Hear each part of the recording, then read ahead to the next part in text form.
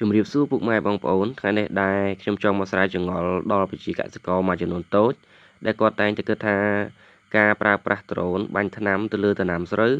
គឺអត់ទទួលបានប្រសិទ្ធភាពដូចដែលគាត់បាញ់ធុងស្ពាយដោយដៃទេអ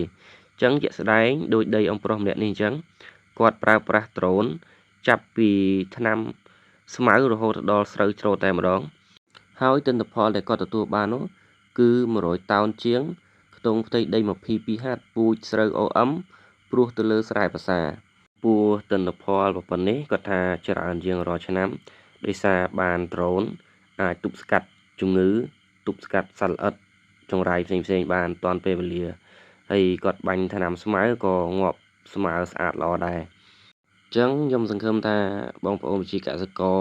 មួយចំនួនតូចដែលគាត់អត់ទាន់ជឿជាក់ទៅលើដ្រូនសង្ឃឹមថាគាត់នឹងបើកចិត្តស្វែងយល់ក៏សិក្សាពីការប្រើប្រាស់ដ្រូនបន្ថែមដែរដោយសារបច្ចេកវិទ្យាដែលគេផលិតមកនេះគឺដើម្បីឲ្យប្រជាកសិករកាន់តែងាយស្រួលក៏ដូចជា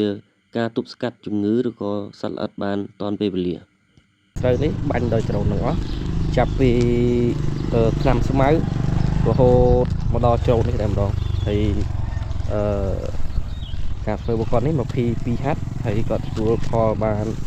ចំនួនអូមិញ22ហត្ថនឹងបានប៉ុន្មានតោន100តោនបាទ100តោនតិចអញ្ចឹងទីហើយជាប្រភេទដីចកាទេអត់មានបូមតាក់ទេពូជគេអំពូជនេះ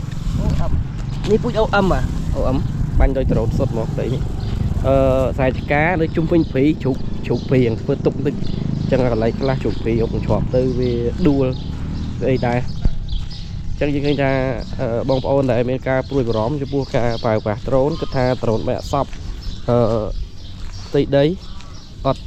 បានផលដូចមនុស្សយើងបាញ់គឺអត់ទេយើងឃើញថាការបាញ់របស់គាត់នេះតាំងពីថ្នាំស្មៅរហូតដល់ច្រូត